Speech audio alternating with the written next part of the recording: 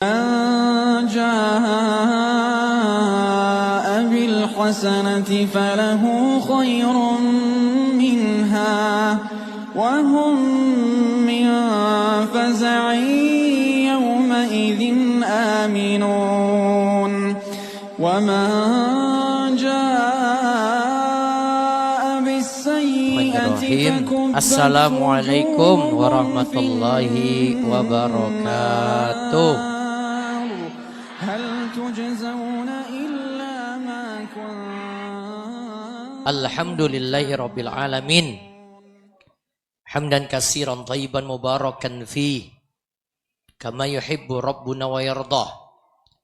Wa asyhadu an la ilaha illallah wahdahu la syarikalah. Wa asyhadu anna Muhammadan abduhu wa rasuluh. Allahumma sholli ala nabiyyina Muhammad wa ala alihi wa man tabi'ahum bi ihsanin ila yaumiddin. Allahumma nas'aluka imanan la yartad wa na'iman la yanfad wa murafaqata Muhammad sallallahu alaihi wasallam fi a'la jannatil khuld.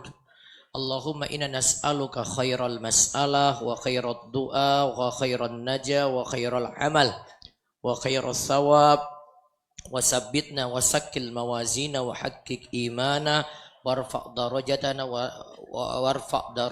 wa taqabbal salatana waghfir khati'atana wa nas'aluka darajatil ula minal jannah.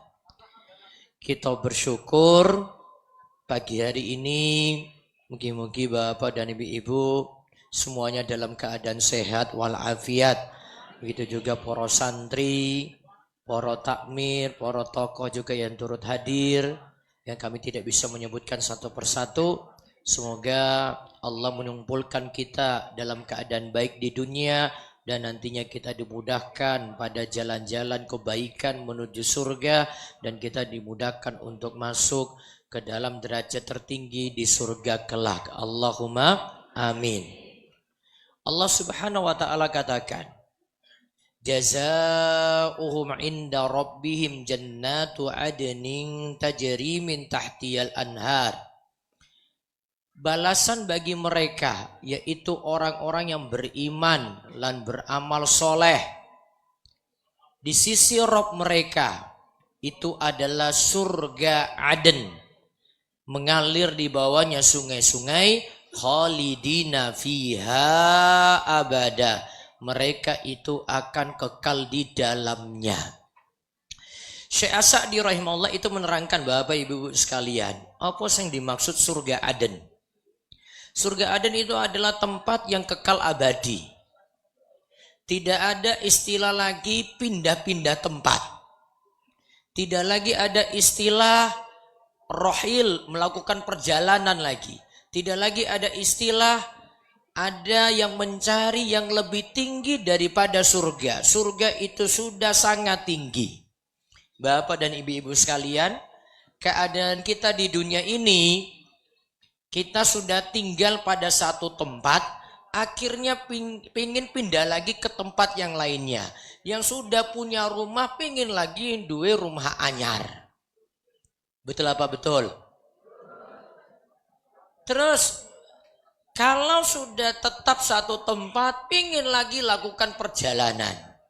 Ada yang pingin healing, ada yang pingin rekreasi, ada yang pingin ke pantai selatan, ada yang pingin nikmati perjalanan ke Jogja dan seterusnya. Orang tidak bisa ajak dalam satu tempat.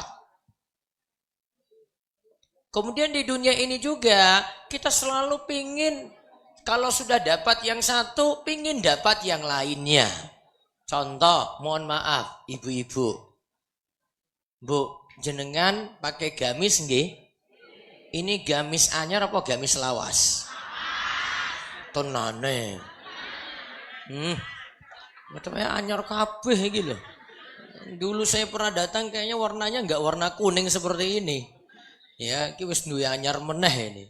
Orang itu sudah dapat yang baru, terus pingin lagi. Oh, tahun depan saya pingin yang baru lagi. Sudah dikasih baru yang kedua, pingin lagi baru yang ketiga. Sudah dikasih yang ketiga, pingin lagi yang keempat dan seterusnya. Sifat manusia sudah diberi kepingin lagi. Coba kalau ajeng tanglet, coba ibu-ibu, jenengan pingin kalau saya kasih gamis, jenengan pingin? Pingin? Betul. Nah itu kan contohnya itu, padahal wis duwe gamis loh ini, coba lihat. Nggak ada yang nggak nutup aurat yang hadir sini, coba lihat, wis nutup aurat kabeh coba. Kalau tadi jenengan tuh nggak pakai jilbab, nggak mungkin nanti saya datang lagi saya kasih jilbab sama gamis anyar. Tapi iki wis duwe jilbab, wis duwe gamis, ya wis berarti pun cukup. Mudah-mudahan nanti di kesempatan yang lainnya ada bingkisan seperti itu. Allahumma amin. Kita balik ke sifat surga tadi. Surga itu sifatnya aden. Apa itu aden? Yaitu tetap di situ, nggak pindah-pindah.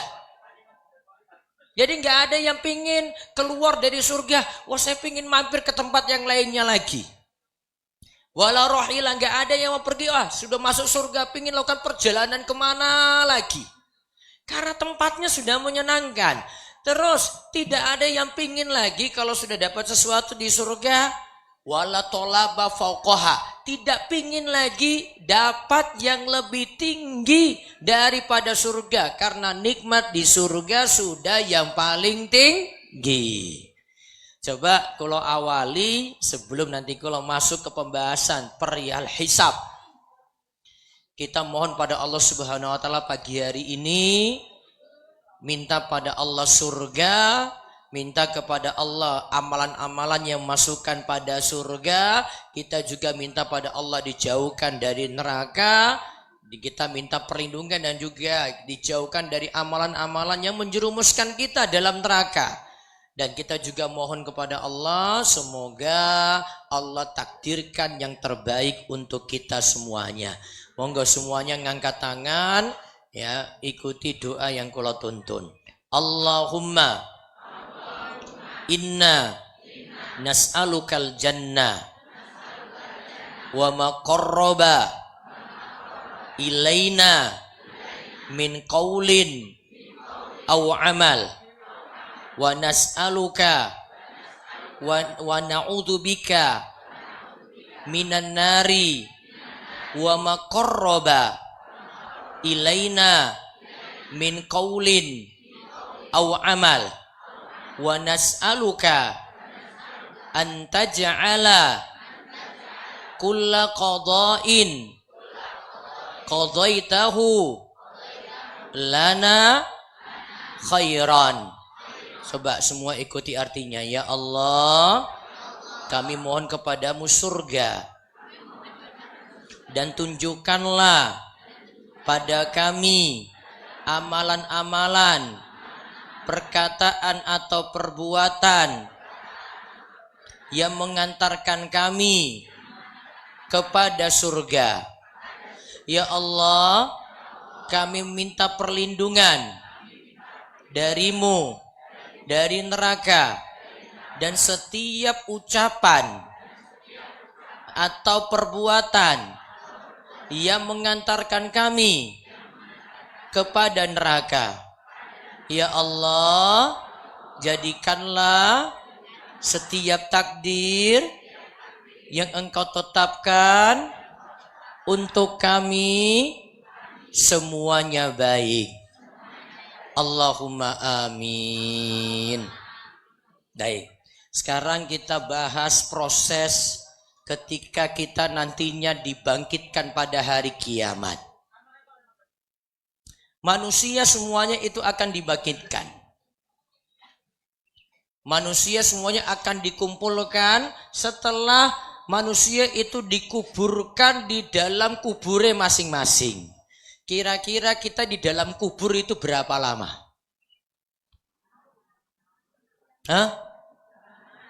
Kalau sudah masuk dalam kubur, di dalam kubur itu sampai kapan? Sampai kapan? Sampai hari kiamat. Kemudian manusia nantinya dibangkitkan. Semua dikumpulkan di padang mahsyar.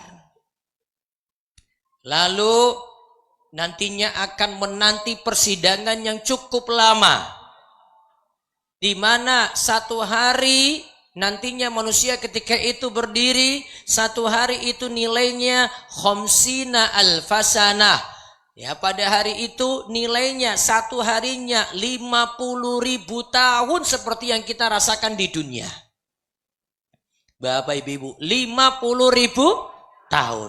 Kita di dunia hidupnya itu antara sitin ila sab'in, 60 sampai 70 tahun. Walaupun ada yang meninggal dunia sebelum 60, ada yang meninggal dunia Allah panjangkan umur di atas 70, di atas 70 tahun. Gak ada yang sampai 50.000 tahun, gak ada.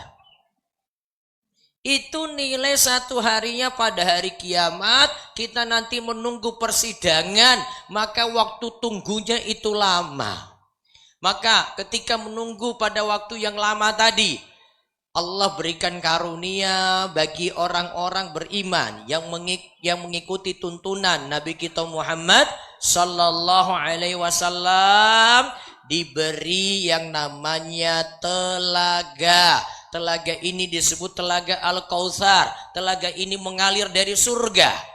Makanya di dalam surat Al-Kautsar Allah Subhanahu wa taala sebutkan, "Inna a'tainakal kautsar." Sesungguhnya kami berikan kepada kalian Al-Kautsar, kenikmatan yang banyak. Apa yang dimaksud kenikmatan yang banyak? Di antaranya Allah kasih telaga.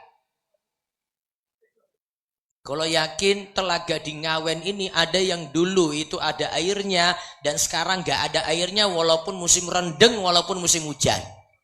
Betul apa betul? Nah, di surga telaga ini nantinya banyak airnya untuk minum. Nanti gelasnya itu gak perlu khawatir karena jumlah gelasnya itu sebanyak bintang di langit. Siapa yang pernah hitung bintang di langit? Tak kasih hadiah. Wadah, jumlahnya berapa? 100. Jumlahnya berapa? Banyak, gak ada yang bisa hitung. Maka jumlah gelasnya itu banyak, kemudian orang nanti akan minum dari telaga tadi. Yang perlu kita pahami dan yang perlu kita harapkan, semoga kita semuanya diberikan kesempatan minum dari telaga Nabi kita Muhammad sallallahu alaihi wasallam. Allahumma amin. Syaratnya cuma satu yang paling penting. Ikuti tuntunan Nabi kita Muhammad sallallahu alaihi wasallam. Lalu setelah minum dari telaga, masih menunggu proses persidangan lagi. Masih menunggu lagi dalam waktu yang lama. Kemudian setiap orang sudah mulai gelisah. Manusia ketika itu sudah mulai gelisah. Akhirnya setiap orang datangi para nabi mulai dari Nabi Adam. Wahai Nabi Adam, mintalah pada Allah supaya persidangan ini segera dimulai. Ini nunggunya lama sekali.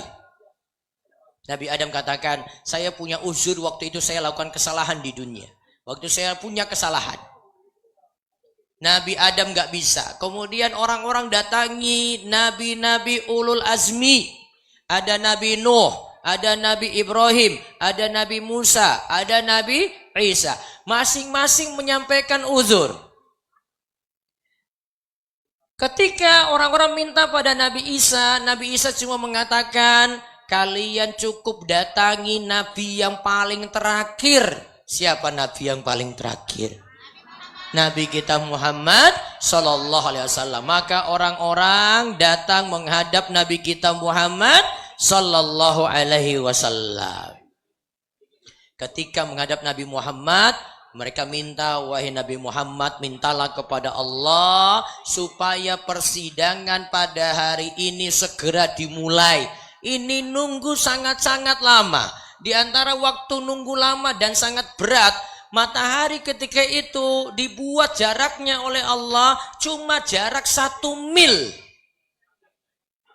Cuma jarak berapa? 1 mil. Para sahabat tanya, wahai Rasulullah, 1 mil itu apakah jarak di dunia ataupun jarak orang itu memakai celak? Pokoknya kondisi itu sangat genting sekali. Makanya kondisi gentingnya saat menunggu tadi, ada yang karena matahari begitu dekat, ada yang punya keringat, Itu tergantung amalannya. Ada yang keringatnya cuma sampai mata kaki. Ada yang keringatnya sampai di lutut. Ada yang keringatnya sampai di pinggang. Ada yang keringatnya sampai di pundaknya. Ada yang sampai di mulutnya tenggelam dengan keringatnya. Itu tergantung amal masing-masing. Berat sekali pada hari kiamat. Lalu Nabi Muhammad SAW menghadap Allah. Kemudian sujud di hadapan Allah. Kemudian Nabi Muhammad SAW puji-puji Allah. Kemudian setelah itu Nabi SAW dikatakan oleh Allah, irfa ra'sak, ya, bangkitkan kepalamu, angkat kepalamu. Sekarang waktunya engkau meminta, wahai Muhammad, mintalah syafaat. Kemudian Nabi kita Muhammad SAW meminta kepada Allah supaya manusia segera disidang dengan diberikannya syafaat. Akhirnya persidangan dimulai setelah Nabi SAW memberikan syafaat tadi yang dikenal dengan syafaatul uzma, syafaatul kubra, atau syafaat yang besar. Kemudian persidangan itu dimulai. Persidangan dimulai dengan apa? Mulai amalan-amalan ditampakkan. Allah katakan yauma idzin tu'raduna la takhfa minkum khafiyah. Pada hari ini, pada hari kiamat, amalan itu mengalami arad, amalan itu ditampakkan. La takhfa minkum khafiyah. Tidak ada yang samar sedikit pun. Semuanya dicatat.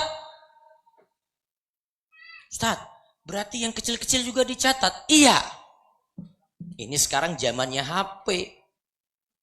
Bisa jadi di antara kita itu ada, mudah-mudahan ini nggak ada kejadiannya di jamaah ini. Ada seorang laki-laki kirim pesan WA kepada seorang perempuan, padahal itu masih jadi istri orang. Sayang, gimana kabarnya? Itu bisa itu. Yauma idzin tu'raduna la takhfa minkum khafiyah. Pada hari kiamat, tadi dia lakukan sembunyi-sembunyi. Dia lakukan dalam kamarnya diam-diam. Istrinya mungkin gak tahu. Yauma idzin tu'raduna la takhfa minkum khafiyah. Pada hari kiamat tidak ada yang tertutup sama sekali. Semuanya akan ditampakkan, semuanya akan dibuka. Tidak ada yang tertutup sama sekali. Maka setelah amalan ditampakkan, kita masing-masing itu punya catatan amal.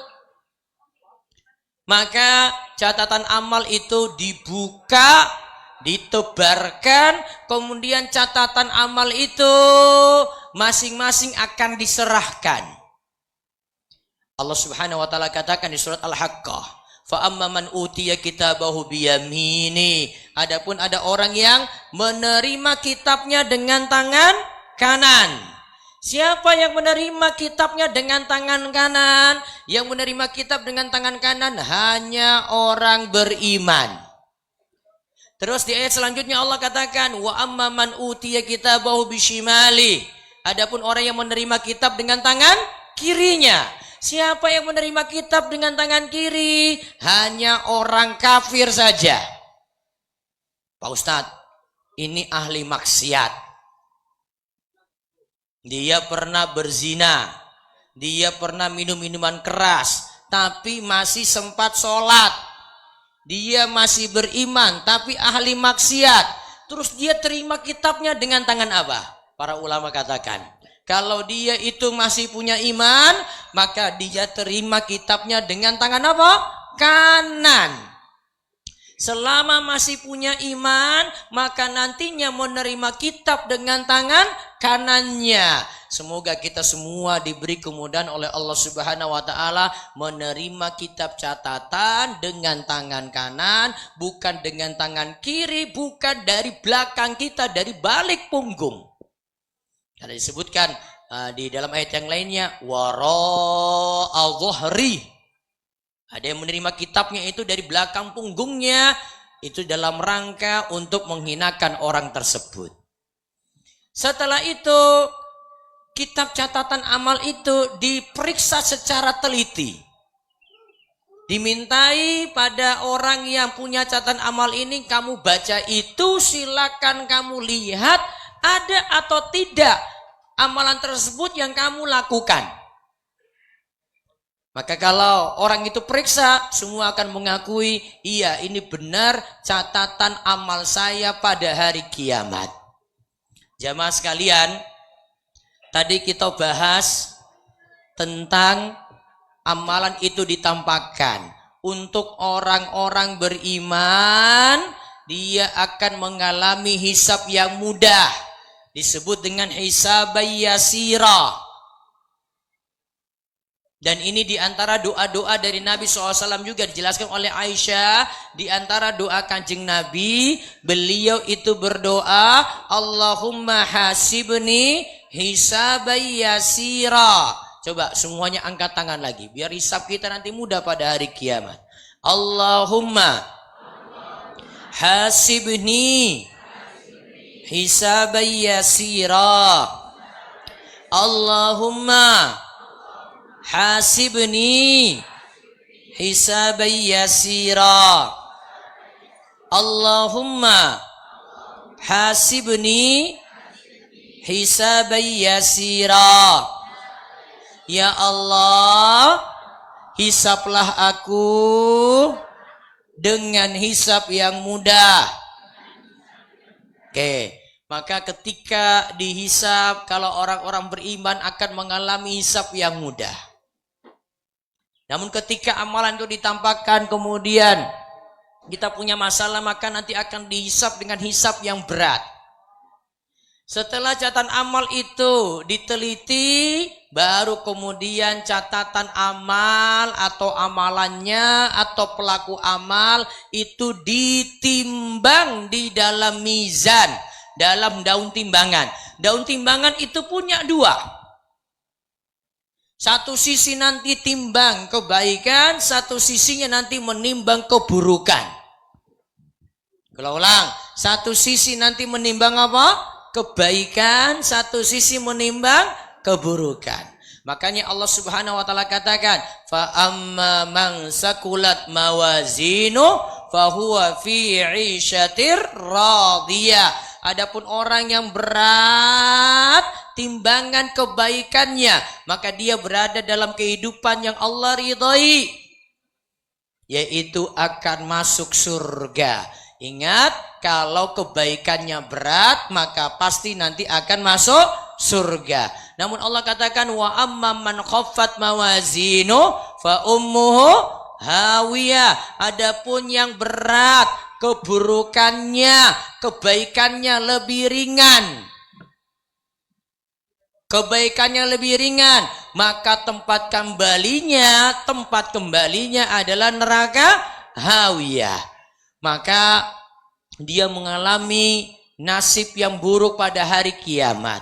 Khusus untuk orang-orang beriman, jika kebaikannya itu lebih ringan, maka dia itu akan masuk surga, tapi dicuci terlebih dahulu dosa-dosanya sebelum nantinya masuk surga. Dan ada orang yang disebut dengan orang yang timbangan kebaikan dan keburukannya itu sama. Kebaikan dan keburukannya itu seimbang. Di sini ada amal-amal baik, di sini ada amal-amal buruk, namun ketika ditimbang di timbangan di akhirat, amalannya seimbang. Ini disebut di dalam hadis dan di dalam ayat dengan ashabul a'raf. Disebut dengan apa? Ashabul a'raf. Siapa ashabul a'raf? Orang yang timbangan kebaikan dan timbangan keburukannya itu sama beratnya. Berarti kita bagi jamaah sekalian, manusia itu ada 3 dalam hal hasil timbangan. Yang pertama, yang timbangan kebaikannya lebih berat. Terus yang kedua, timbangan keburukannya lebih berat. Terus yang ketiga, seimbang.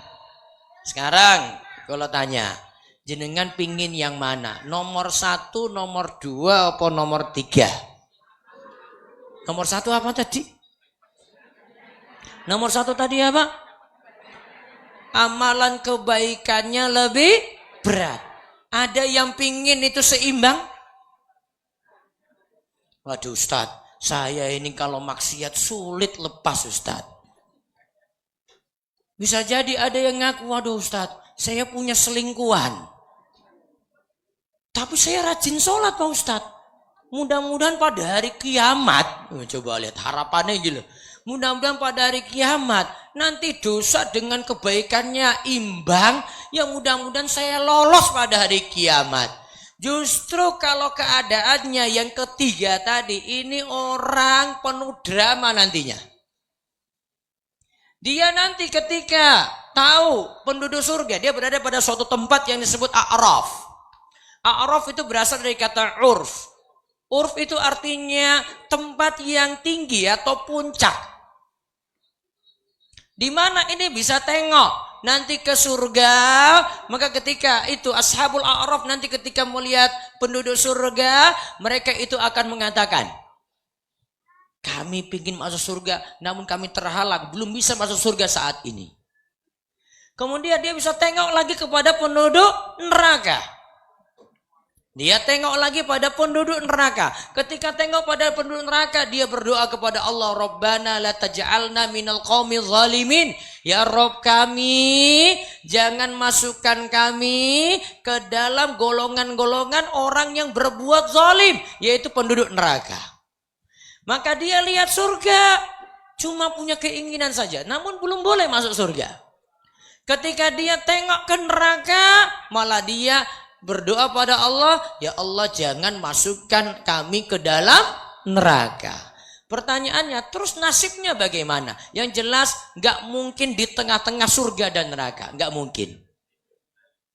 Terus nasibnya gimana Bapak Ibu-Ibu? Nasibnya orang ini tergantung kehendak Allah. Kalau Allah kehendaki dia itu harus dicuci dulu dosa-dosanya, maka dicuci dulu dalam neraka, tapi nanti akhirnya masuk surga. Itu tadi disebut apa? Ashabul A'raf. Ada di surah penyebutan tentang ini Al-A'raf ayat 46 sampai 47. Nanti bisa dilihat kisah yang tadi saya sebutkan, dia tengok ke surga bisa, dia tengok ke neraka itu bisa, tapi nasib akhirnya nanti dia yang jelas ada hukuman tersendiri terlebih dahulu, tapi ujung-ujungnya tetap masuk surga. Setelah itu manusia ditimbang amalnya. Tadi timbangan amal kula sebut, dia punya 2 daun timbangan. Terus timbangan amal ini juga punya lisan. Artinya ketika ditimbang langsung diberikan hasilnya. Hasilnya itu kayak gini, ini amalan kebaikannya lebih berat. Hasilnya seperti ini, amalan keburukannya lebih berat. Langsung bisa menentukan hasil karena timbangan ini Allah kasih punya kemampuan, punya lisan untuk berbicara, untuk menyebutkan hasilnya langsung. Setelah itu hisab selesai. Giliran berikutnya manusia itu akan dikelompokkan ashtata, diberi kelompok masing-masing. Setiap nabi itu akan membawa panji. Membawa panji atau liwa. Ada Nabi Ibrahim bawa liwa Ibrahim.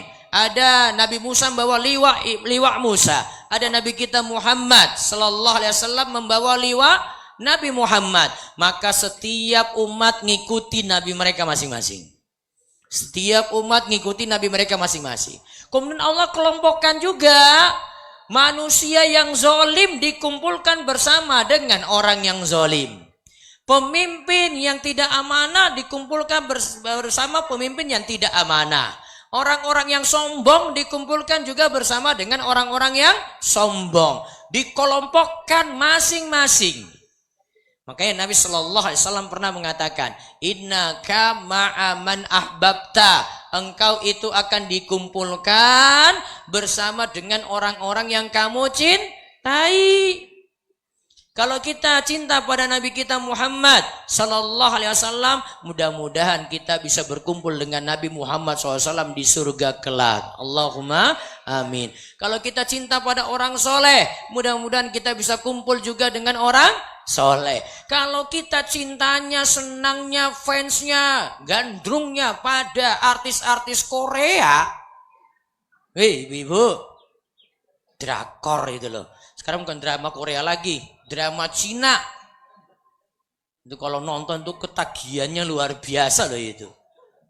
Maka hati-hati, siapa yang suka pada sesuatu akan dikumpulkan dengannya pada hari kiamat. Semoga kita kelak dikumpulkan dengan Nabi, dikumpulkan dengan orang-orang soleh. Allahumma amin. Lalu saatnya sebelum melewati sirat, Allah datangkan zulmah. Allah datangkan kegelapan. Dibuat keadaan ketika itu gelap. Lantas orang beriman dan orang munafik akan berjalan. Orang munafik tidak diberi cahaya. Orang beriman diberi cahaya. Ketika diberi cahaya, dia akan mudah tadi melewati sirat. Maka selanjutnya gilirannya akan melewati sirat, jembatan yang dibentangkan di atas neraka menuju surga. Yang pertama melewati sirat tadi adalah Nabi kita Muhammad sallallahu alaihi wasallam. Nabi ketika itu berdoa, Allahumma ya Allah selamatkanlah umatku, ya Allah selamatkanlah umatku, ya Allah selamatkan umatku.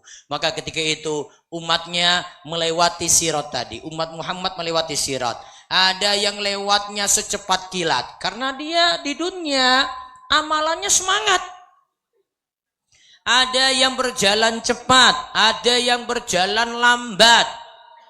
Ada yang lambat sekali seperti bayi lagi ngesot. Lalu ada yang gak bisa berhasil sampai lewati sirat di ujung. Dia kena kalalip atau penghalang. Malah dia nyemplung dalam neraka. Akhirnya tidak selamat sampai ke surga. Semoga kita termasuk orang-orang yang Allah subhanahu wa ta'ala selamatkan. Kita melewati sirat dengan cepat. Dan kita kemudian masuk surga Allah subhanahu wa ta'ala. Lalu yang terakhir, gilirannya kita masuk surga. Siapa yang masuk surga pertama kali? Kalau kita lihat dalam riwayat hadis yang boleh masuk surga pertama kali, nggak boleh ada yang masuk surga ketika itu sebelum Nabi kita Muhammad sallallahu alaihi wasallam. Jadi yang pertama kali masuk surga siapa? Nabi kita Muhammad sallallahu alaihi wasallam. Setelah Nabi kita Muhammad yang masuk surga, baru sahabat-sahabatnya, mulai dari orang fakir dari kalangan muhajirin. Berarti orang-orang yang berhijrah bersama Nabi SAW dari Mekah menuju Madinah. Orang-orang fakirnya, orang-orang miskinnya. Terus yang berikutnya, orang-orang fakir, orang miskin dari kalangan Ansor. Kalangan Ansor itu berarti penduduk asli Madinah. Baru kemudian orang-orang fakir, orang-orang miskin secara umum itu akan masuk surga. Baru kemudian orang-orang kaya masuk surga terakhir. Jelas? Berarti jenengan pingin jadi kaya apa miskin? Tadi kalau ulang nggih, tadi kan Nabi Muhammad dulu, baru kemudian orang fakir dari kalangan muhajirin, baru orang fakir dari kalangan ansar, baru orang fakir secara umum, baru kemudian orang kaya. Berarti pingin jadi kaya apa miskin? Iki belakangan loh iki loh. Itu tadi sudah masuk duluan, terus orang kaya, ada belakangan itu. Ini sudah masuk duluan. Pingin kaya apa miskin? Hah? Pingin kaya tapi duwe utang ki kepiye carane ya ya. Setiap orang syukuri keadaan masing-masing. Beramal sesuai dengan keadaan masing-masing. Maka tidak perlu didebatkan mau kaya atau miskin. Mohon maaf, ada orang miskin yang sombongnya luar biasa. Dan ada orang miskin yang gayanya kaya wong sugih. Dan itu kadang memaksakan diri loh itu. Ada orang itu yang uangnya pas-pasan, gajinya pas-pasan. Tapi pengen gaya, pokoknya HP-ne kudune iPhone. iPhone iki apa meneh ta? Itu kalau mau dipamerin nih, pamerin sini ada matanya 3 tuh. Wah itu kalau sudah orang lain tuh, wah ini orang ngawen yang paling sugih itu berarti itu. Padahal masih sering ngutang. Padahal ada utang juga belum dibayar-bayar. Nanti kalau sudah punya utang, jaluk utang meneh. Dan kadang tidak mikir dari sisi penghasilan. Ya, dari sisi penghasilan, akhirnya gayanya seperti itu. Dan juga mohon maaf, ada juga orang kaya yang gayanya itu pura-pura miskin. Supaya apa? Mohon maaf. Ya, ada karena faktor biar dapat bantuan. Wes kula singgung wae ora apa-apa. So, kalau Ustaz Suroto nggak ngundang saya juga ya wes ora masalah. Kalau nggak disinggung ya masalah nanti ke depannya itu. Kan sesuai dengan haknya kita dapat sesuatu itu. Ini misalnya bantuan, contoh beasiswa. Saya dari dulu itu ada beasiswa di sekolah saya dulu, beasiswa untuk kalangan miskin.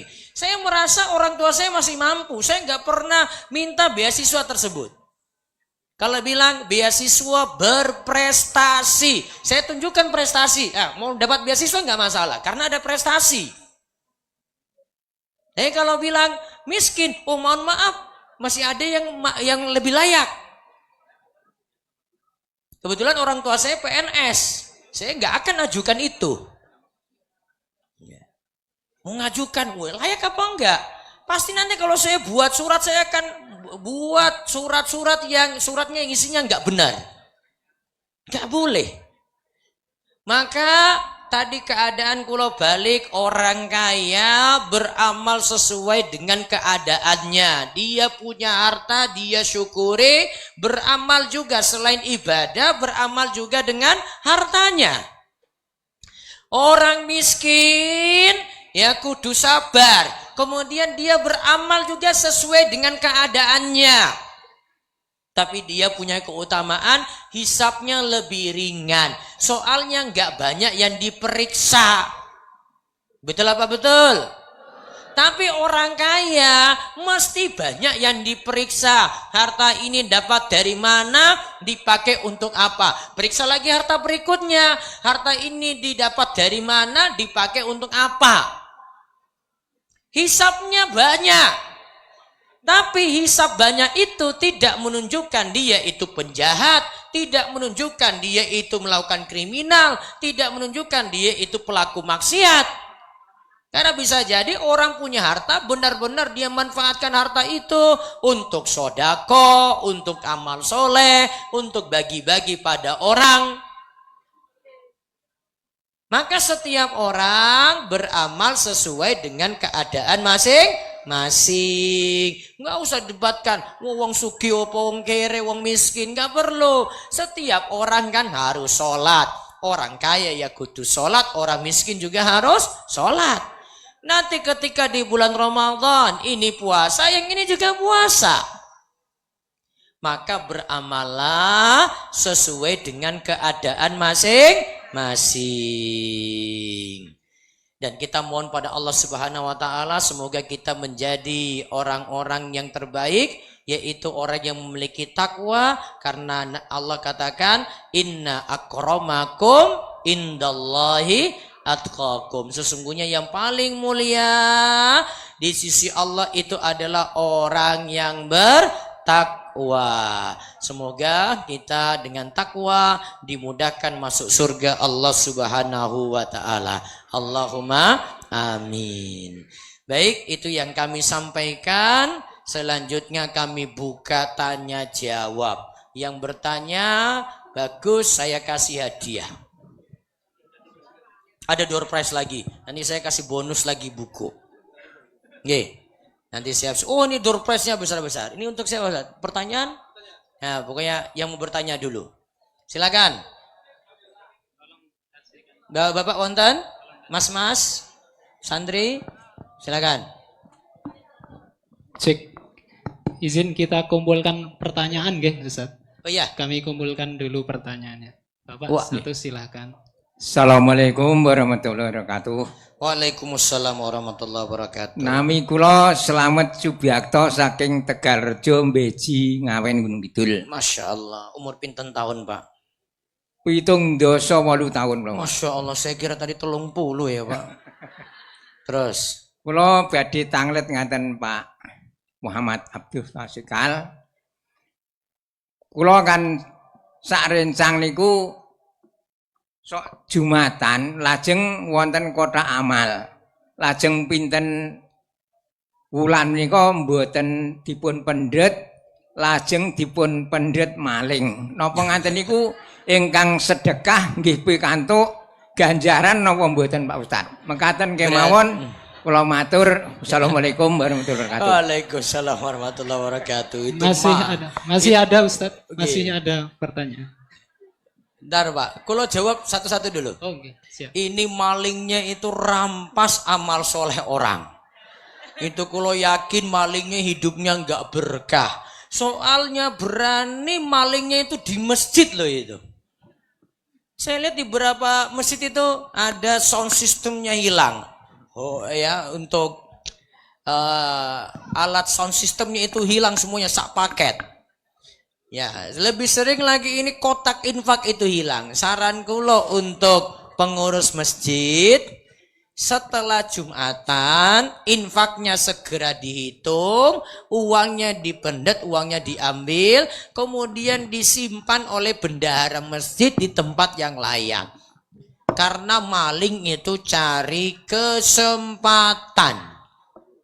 Saya pernah di Darussolihin itu, kita ada pengawasan malam Kemis. Setelah pengawasan malam Kemis itu dia sudah tahu waktunya ada kotak infak. Dia ngambilnya malamnya. Kebetulan belum sempat diperiksa. Uang dibawa kabur semuanya. Jadi kadang itu maling sudah tahu. Oh ini waktu-waktunya uang itu ada. Mungkin karena bisa jadi Jumat itu disebar kotak infak. Sabtunya baru dihitung. Maka ya mau cari aman, hitung dengan segera. Tapi yang sedekah gimana? Dapat pahala mboten? Innamal a'malu binniyat wa innamal likulli imri'in manawa. Setiap orang tergantung niat dan akan dapat pahala tergantung niatnya tadi. Kan niatnya sedekah. Walaupun keambil maling, maka pahala sedekah tetap tercatat. Semoga Allah balas yang bersedekah tadi dengan pahala melimpah. Allahumma amin. Berikutnya. Assalamualaikum warahmatullahi wabarakatuh. Waalaikumsalam warahmatullahi wabarakatuh. Saya Sukiman Supriyadi dari Pager Jurang, Kampung. Ngawen sini, Pak? Ji. Umur pinten tahun, Pak? Alhamdulillah swidak walu. Masya Allah. Terus pertanyaannya. Yang ingin saya tanyakan itu mengenai syafaat. Syafaat tadi itu ya? Ya. Setiap itu biasanya mukotimah dalam orang berpidato itu selalu biasanya diselipkan sholawat dan salam semoga tercurah pada junjungan kita Nabi Muhammad SAW. Engkang kita antu-antu sahabatnya wonten ing yaumil kiamah.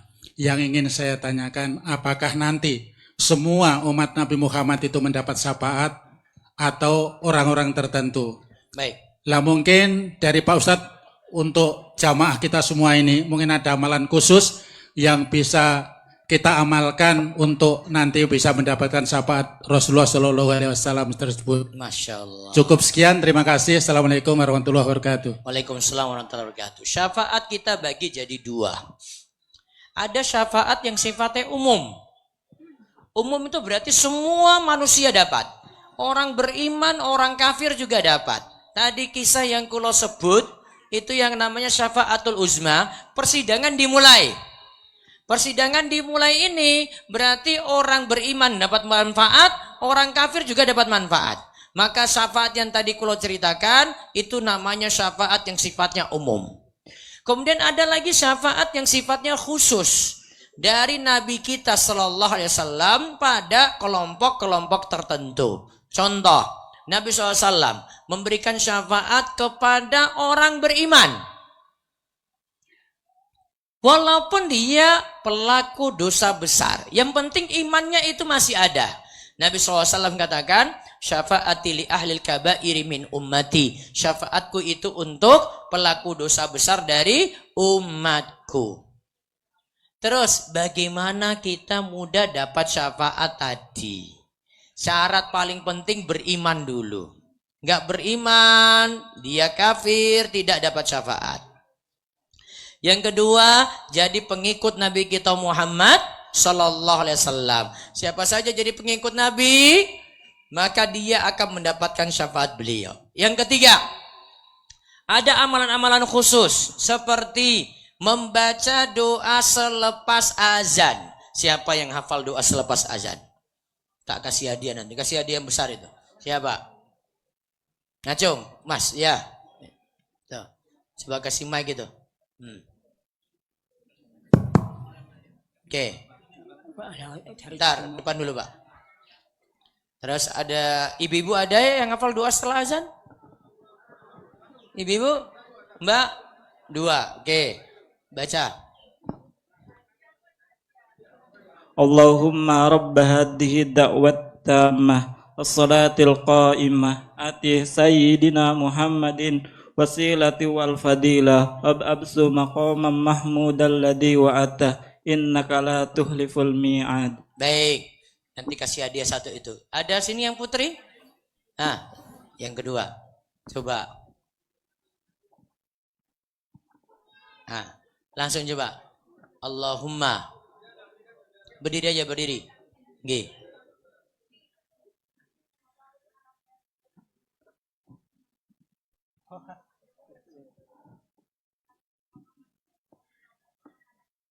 Baik, kasih lagi hadiah yang kedua. Santri putra ada? Santri putra? Wisin ini paling ini. Santri putra ada? Yang buka pecisnya tuh. Ada? Hafal? Iya, coba berdiri. Allahumma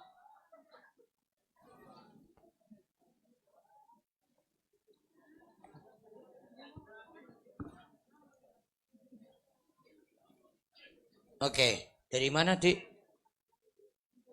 Ngelipar sini? Oke, baik, kasih hadiah 3 tadi itu. Amalan yang dapat syafaat tadi, yang pertama adalah tadi beriman, yang kedua ittiba mengikuti tuntunan Nabi kita Muhammad Sallallahu Alaihi Wasallam, yang ketiga jawab ucapan azan dengan kita itu menjawab doa setelahnya, membaca doa setelah azan, Allahumma rabb hadzi da'wati tammah wassalatil qa'imah ati Muhammadanil wasilata wal fadilah wa ba'atsu maqamam mahmudal ladzi wa'attah. Ya, ada tambahan dalam riwayat yang lain, namun para ulama kritisi riwayat ini. Ada yang katakan sahih, ada yang katakan tidak. Innaka la tukhliful mi'ad. Terus amalan yang berikutnya lagi, syafaat saking Al-Quran dan puasa. Maka siapa yang kuasai Al-Quran, dia amalkan Al-Quran dengan baik, maka dia dapat syafaat dari Al-Quran. Juga ada syafaat dari amalan puasa. Siapa yang puasa wajib maupun puasa sunnah, dia dapat syafaat dari kedua amalan tersebut. Dan masih banyak lagi amalan-amalan yang lainnya. Wallahu a'lam. Baik, berikutnya lagi ada yang nanya? Ya. Assalamualaikum Ustadz. Saya Waalaikumsalam warahmatullahi wabarakatuh. dari Sambiljo. Izin bertanya, apakah ada amalan-amalan unggulan khusus yang bisa meringankan hisab di hari kiamat kelak? Terus yang kedua, apa tipsnya agar bisa masuk surga sekeluarga? Terima kasih. Apa tipsnya? Yang pertama, amalan-amalan yang bisa mendapatkan hisab yang mudah. Yang jelas tadi amalan secara umum iman dan ikuti Nabi Shallallahu Alaihi Wasallam. Terus yang ketiga, tidak berbuat zolim pada yang lain. Kalau kita pernah berbuat zolim pada yang lainnya, minta maaf. Kalau punya kewajiban pada yang lainnya, contoh kasus utang, bayar utangnya. Kalau punya kemampuan lunasi utang, segera lunasi. Biar nanti tidak ada beban nanti pada hari kiamat. Kalau ada beban pada hari kiamat, contoh misalnya kita punya masalah uang dengan orang lain, akhirnya nanti dari amal kita dipakai untuk lunasi itu.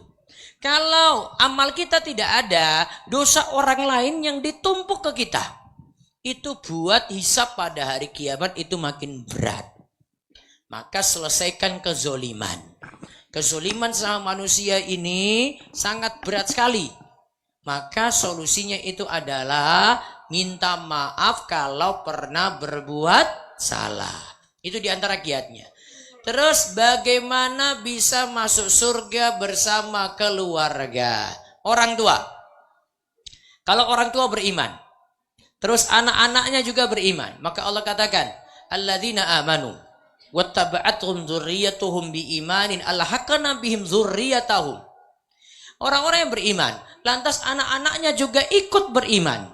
Kami akan hubungkan anak-anak ini dengan orang tuanya. Jika anak-anak amalannya kurang, maka orang tua akan narik anaknya dengan syafaat. Maka bisa dengan syafaat tadi. Terus, bisa juga kebalikan. Orang tua ditolong oleh anaknya dengan syafaat. Pernah Nabi SAW menceritakan tentang anak-anak kecil yang dia meninggal dunia sebelum balik. Orang ini, anak-anak seperti ini, besok dipastikan masuk surga. Ketika dia sudah mau masuk surga, dia bertanya, orang tua kami ada di mana? Ketika dijawab, belum masuk surga, maka anak-anak ini akan menjawab, kami tidak akan masuk surga sampai orang tua kami juga ikut masuk surga. Berarti anak-anak ini juga bisa tarik orang tuanya.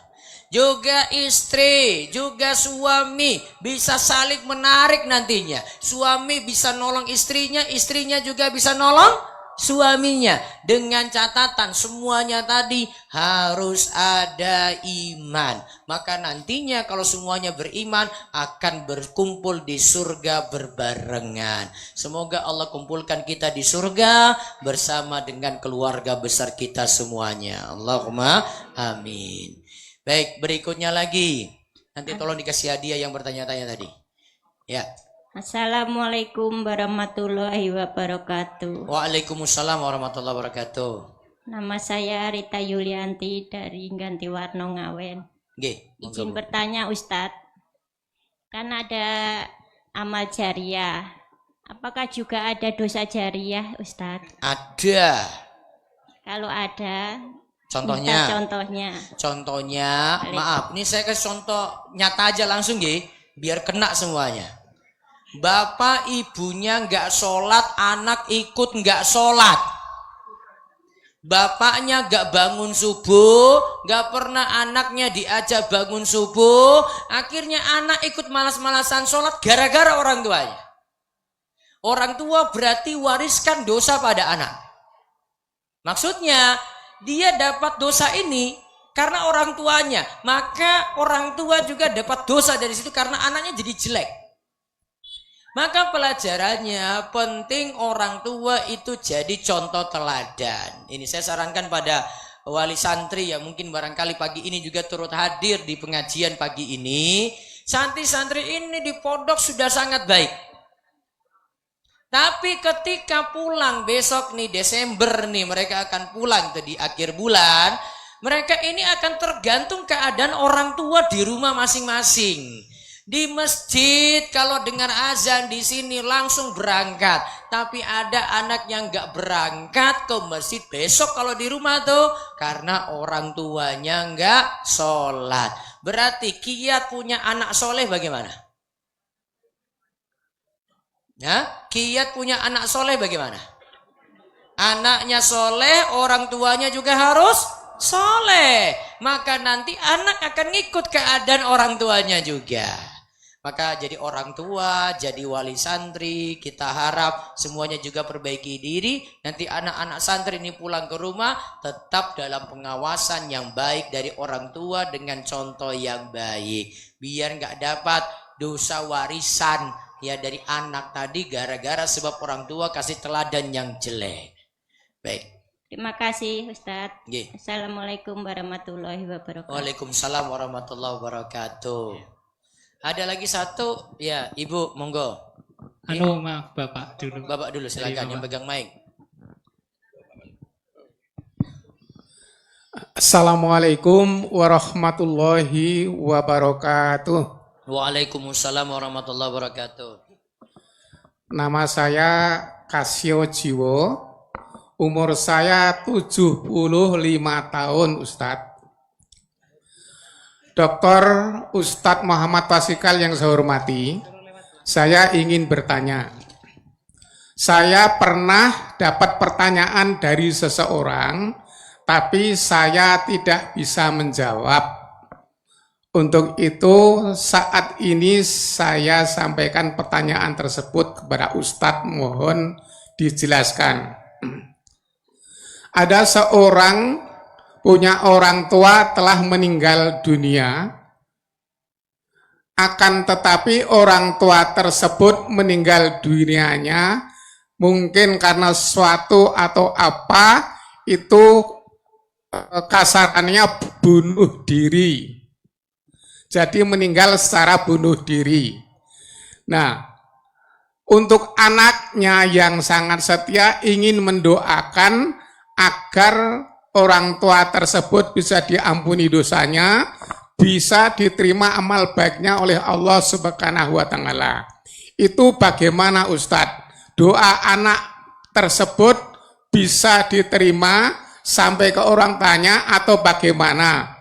Karena orang yang meninggal dunia katanya semuanya itu sudah tidak bisa diampuni. Terima kasih. Wassalamualaikum warahmatullahi wabarakatuh. Waalaikumsalam warahmatullahi wabarakatuh.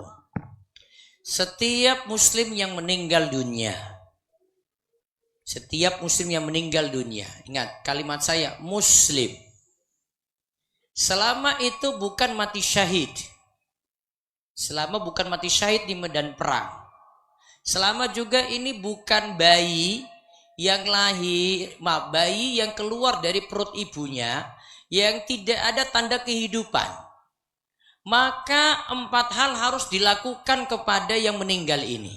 4 hal ini harus ada. Yang pertama, mandikan. Yang kedua, mengafani. Yang ketiga, menyolatkan. Yang keempat, menguburkan. Kok tadi Ustadz sebut ada bayi tadi? Bayi yang meninggal dunia tidak ada tanda kehidupan, maka tidak perlu disolatkan. Dia hanya dimandikan, dikafani, dan dikuburkan kalau sudah ada bentuk makhluk. Nah, saya sengaja sebutkan ini bandingkan dengan yang ini. Bagaimana dengan orang yang kasus bunuh diri? Saya pernah baca di literatur Syafi'iyah, orang yang mati bunuh diri itu masih muslim. Maka kalimatnya di situ mereka sebutkan, setiap muslim yang meninggal dunia, termasuk juga yang mati bunuh diri. Termasuk yang mati bunuh diri. 4 hal berarti kewajibannya tetap harus ada. Apa tadi? Memandikan. Yang kedua, mengafani. Yang ketiga, menyolatkan. Yang keempat, menguburkan. Kenapa di sini ada menyolatkan di sini? Menyolatkan, inti menyolatkan jenazah itu mendoakan. Kalau jenazahnya boleh disolatkan, berarti jenazahnya itu boleh didoakan. Baik ketika sholat jenazah tadi, walaupun di waktu-waktu yang lain. Ada kejadian di tempat saya. Kebetulan anaknya ini adalah santri saya di TPA. Bapaknya mati bunuh diri. Saya merasa prihatin sekali. Karena apa? Karena ini orang tuanya ini. Dia dukung anaknya TPA. Tapi punya masalah ekonomi. Mati bunuh diri. Saya dapat berita, oke, saya datang ke sana. Saya nyolatkan jenazah tadi. Kenapa Ustaz nyolatkan? Gak ada masalah untuk dia karena statusnya masih muslim. Karena statusnya masih apa? Muslim. Saya nyolatkan itu. Mungkin ada yang bertanya-tanya, wah Ustaz mati bunuh diri. Dia justru butuh doa kita. Kesalahan dia, iya kita akui salah. Bunuh diri kan salah, betul atau betul? Cara mati yang salah. Tapi ketika dia sudah terlanjur seperti itu, sekarang tugas kita malah butuh untuk doakan dia terus. Dia termasuk orang-orang yang butuh doa kita. Makanya saya berani ketika itu. Sudah, itu setelah jenazahnya dikafani, dimandikan, dikafani, beritahu saya nanti akan nyolatkan. Saya datang nyolatkan itu. Saya suruh jamaah saya, itu sholatkan itu. Dia butuh doa-doa kita. Maka sekali lagi jamaah, ada orang seperti ini sejatinya statusnya masih apa? Muslim. Yang nanti permasalahannya tidak disolatkan cuma beberapa kasus, mati syahid. Karena dia tidak perlu, besok di hari kiamat dia dibangkitkan dengan keadaan matinya tadi itu. Terus yang kedua, bayi yang keguguran. Dengan catatan bayi keguguran ini sudah ada bentuk makhluk, tidak ada tanda kehidupan. Tidak ada tanda kehidupan gimana? Ketika keluar dari perut ibunya tidak ada tanda nangis, tidak ada tanda dia itu bersin. Berarti kan tidak ada tanda kehidupan. Maka bayinya itu tidak perlu disolatkan. Cukup apa? Dimandikan, dikafani, terus dikuburkan. Adapun bayi yang keguguran, dia tidak ada bentuk makhluk, tidak ada, jelas tidak ada tanda kehidupan. Maka bayi ini tidak perlu dimandikan. Cukup bayinya tadi yang masih misalnya dalam bentuk tertentu, itu cukup dikasih kain saja terus dikuburkan. Dia tidak diperlakukan seperti orang dewasa sampai disolatkan. Disolatkan itu cuma untuk bayi yang keguguran, lahir sudah nangis-nangis. 1 jam kemudian meninggal. Maka diperlakukan seperti orang dewasa. Jadi ingat, yang tidak perlu disolatkan seperti tadi, yang lainnya disolatkan secara umum. Karena mereka itu muslim. Kalau orangnya yang meninggal nggak sholat, Ustaz Suroto tanya lagi, ini berat. Saya yakin kalau kita tidak sholatkan seperti ini, sak ngawen, itu mungkin geruwong 5 yang sholat terus itu. Itu paling cuma takmir masjid sama keluarganya. Coba aja nanti jenengan hitung aja di masjid masing-masing. Kalau saya sendiri ada orang meninggal, saya datang, saya nggak perlu nanya dia sholat apa tidak. Yang penting orang tahu, oh itu Ustaz muslim meninggal itu. Saya datang langsung layat. Saya minta jenazahnya mana? Pak, saya izin mau sholatkan dulu. Saya pulang. Saya nggak perlu nanya-nanya lagi.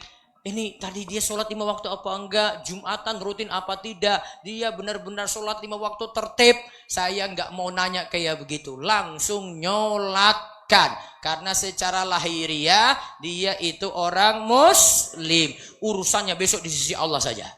Yang penting sudah sholatkan dia. Wallahu a'lam. Terima kasih atas jawabannya Ustadz. Ya. Ini mungkin dari panitia menghendaki dibatasi pertanyaan Ya, karena mungkin saya terakhir saya kasih kuis, nggak usah bertanya. Masya Allah. Kasih hadiah. Yang pertama hadiahnya hadiah umroh. Bukunya tok. Ya ora sanggup aku ya biayai kabeh iki ya. Kalau jenengan kalau mau umroh, nanti jenengan tanggung pesawat sendiri sama hotelnya sendiri. Nanti berangkat bareng kula. Ketemu di sana. Sami mawon ta. Baik. Siapa yang hafalkan doa tadi yang kula ulang, ya Allah hisaplah aku dengan hisap yang mudah. Ibu-ibu pakai jilbab hijau. 1, bapak-bapak sekarang. Sana lagi sebentar, 1 dulu sini. Nah itu. Kasih yang jilbab hijau. Bapak-bapak coba. Bapak yang di belakang satu. Niki Bapak tadi belum jadi bertanya juga. Yang Simbah. itu. Nggih, Iya, Simbah kalau gitu. 2, ya. Itu dulu. Bukunya pas 2 yang umroh ini. Mudah-mudahan dapat buku besok tinggal berangkat umroh. Sapi ini didol, iya tak? Terus berangkat. Kalau kurang nanti rumahnya didol sekalian. Yang penting umroh. Nggih. Mana tadi? Silakan. Allahumma hasibni hisaban yasira. Masya Allah. Terus langsung satu lagi Simbah. Silakan.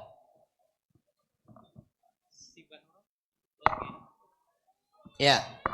Allahumma hasibni hisaban yasira. Masya Allah. Tuh nanti tolong kasih. Dek, coba kasih sana. Ya. Ya. Nggih, matur nuwun. Tadi mana? Ibu-ibu mana tadi? 1. Terus 1 lagi mana? Belakang ada? 2 sana. 3 gitu. Masih 3 tapi buku lain. Ini buku yang saya mau bagi. Ini buku lunasi utang. Insya Allah besok utangnya lunas. Ya, tadi. Silakan. Allahumma hasibni hisaban yasira. Artinya?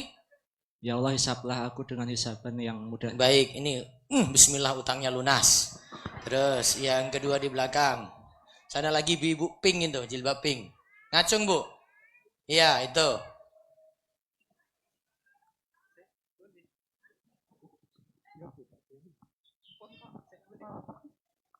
Sana. Itu di belakang. Bu, ngacung yang tadi, Bu. Gitu. Diranting aja, ranting.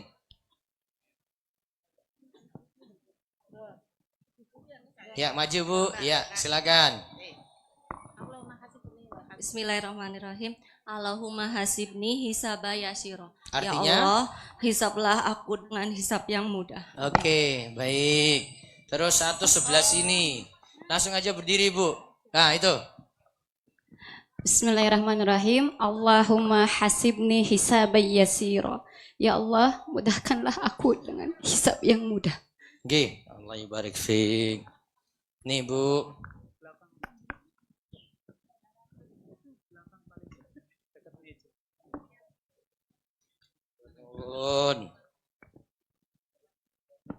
Terus masih ada 2 lagi.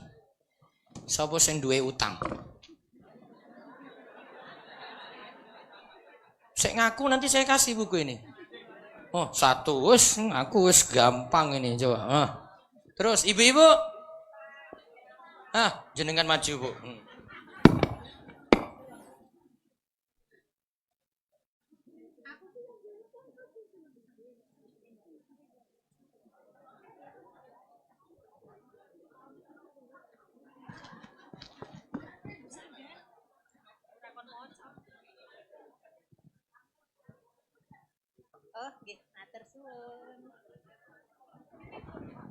Nah, nanti buku itu diamalkan.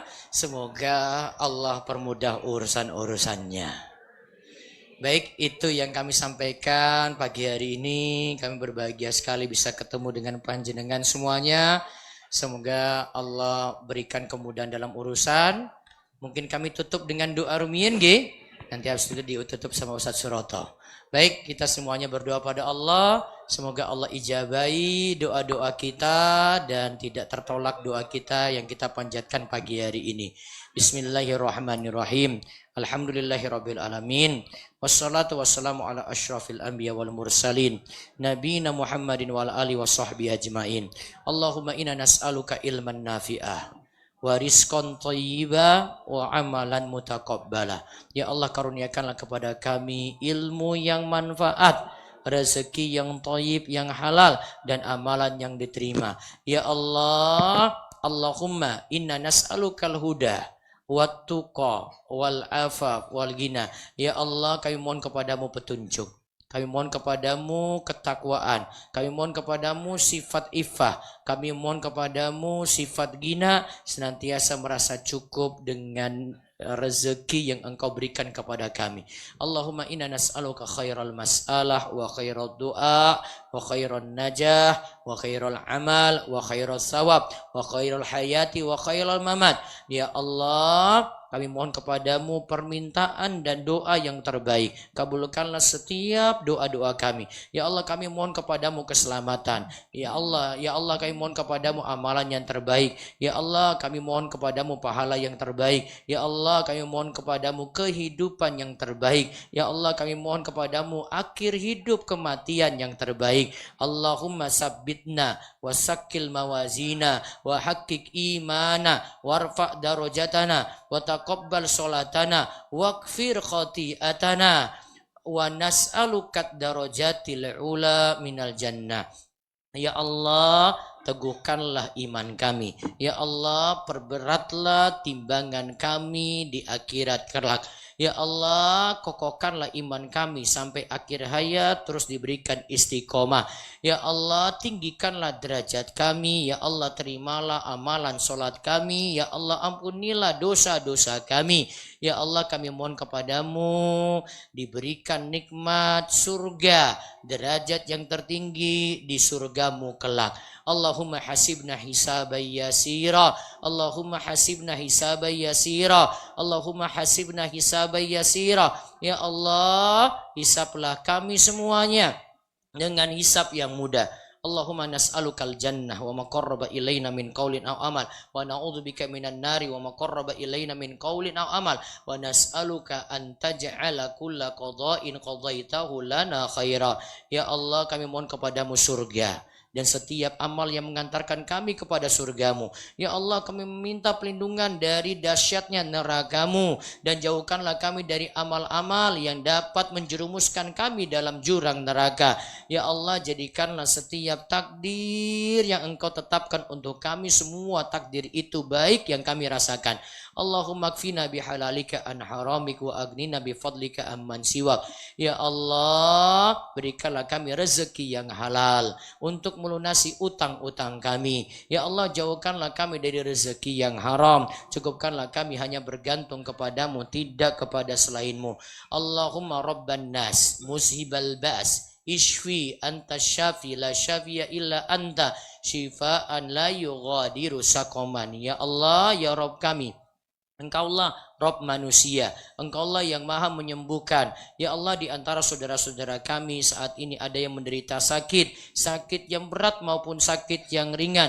Ya Allah, berikanlah kesembuhan dengan segera, kesembuhan supaya bisa kembali beraktivitas untuk beribadah kepadamu. Ya Allah, berikanlah kesembuhan yang tidak meninggalkan bekas. Rabbana hablana min azwajina wa dzurriyyatina qurrata a'yun waj'alna lil muttaqina imama. Ya Rabb kami, karuniakanlah kepada kami, karuniakanlah kepada anak dan cucu kami, karuniakanlah kepada pasangan kami sebagai qurrata a'yun, menjadi penyejuk mata bagi orang-orang yang beriman, bahagia dengan dia semakin taat dan semakin dekat denganmu ya Allah. Dan karuniakanlah juga kepada seluruh santri dan seluruh ustadz pesantren As-Siddiq menjadi orang-orang soleh, menjadi orang-orang yang bertakwa, menjadi orang-orang yang jadi penerus dakwah. Dan jadikanlah kami imam bagi orang-orang yang bertakwa. Rabbana atina fid dunya hasanah wa fil akhirati hasanah wa qina adzabannar. Wassallallahu ala nabiyina Muhammad walhamdulillahi rabbil alamin.